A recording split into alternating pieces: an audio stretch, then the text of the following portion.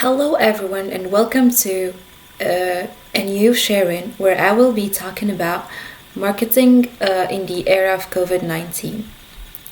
We all have been witnessing that this past year have changed and made us reconsider our plans and each aspect of our lives.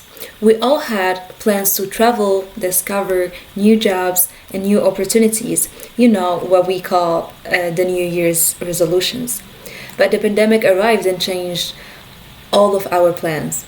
It truly shifted the economies and affected our traditional way of doing business and sales marketing.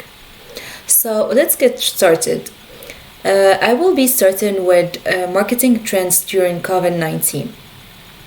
The first trend is customers started prioritizing the trusted relationships.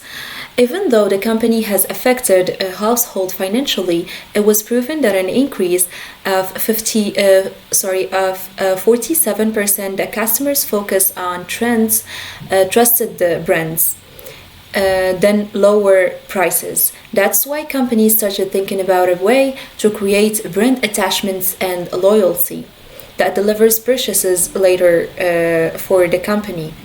This was shown through conducting surveys to always be aware of the customer needs as well as offering rewards and free gifts for them. The second trend is from in-store to online shopping.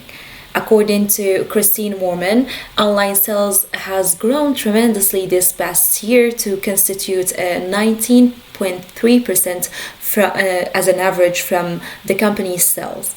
People are more and more open to digitalization, which will be the new way of doing business, even post-pandemic. The challenge will remain between marketers on the way they will invest their money to meet the customer expectations digitally. So I personally was not into online shopping, but before the pandemic, but I realized that I use it now more than anything because it's easy, and I even realized that my buying frequency doubled once I started using online platform. For the third trend, which is the rise of social media, as we all witnessed that during the pandemic, all companies started using a social media platform to stay connected to their customers. There were even those who started to build their names through Facebook and or Instagram pages. It is an easy way to penetrate markets because it usually doesn't cost much for startups.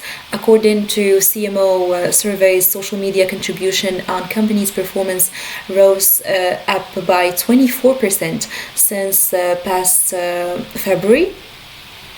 And the purpose now really matters than before. People want to hear the story behind the products or the brand they want to buy from. They are not focusing just only on the product desired or the service they're going to be offered to do, but also the reason behind that. I want to quote from Anna Hamel, who said that consumers expect actions from not only their governments and fellow citizens, but also the brands they buy from. The second point I want to target in this sharing is the CMO role. The Chief Marketing Officer role has been discussed many times as its importance declined through the years. But however, with the pandemic, this position has been rising up because of the crucial role it plays when it comes to managing relationships with customers, as well as, connecting the different parts of a company, and also shifting from brand positioning into e-commerce and the communication crisis that emerged during the pandemic. Necessitize the CMO intervention to control and manage these new trends of doing the business. The last point I will be talking about in this sharing is the missed opportunities during this pandemic. Starting with the first one, which is turning inwards in COVID-19 problem solving. Research said that some companies rely on team members, some turn into the top management, and others lean on their sales teams for expertise. By contrast, only few performs research with customers, view website analytics, and focus on computer industries.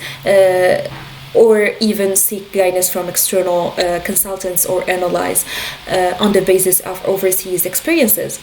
That's why marketers missed out an opportunity that might have good impacts on how people perceive the virus before them and the ways they use to control it when it comes to business practices and policies.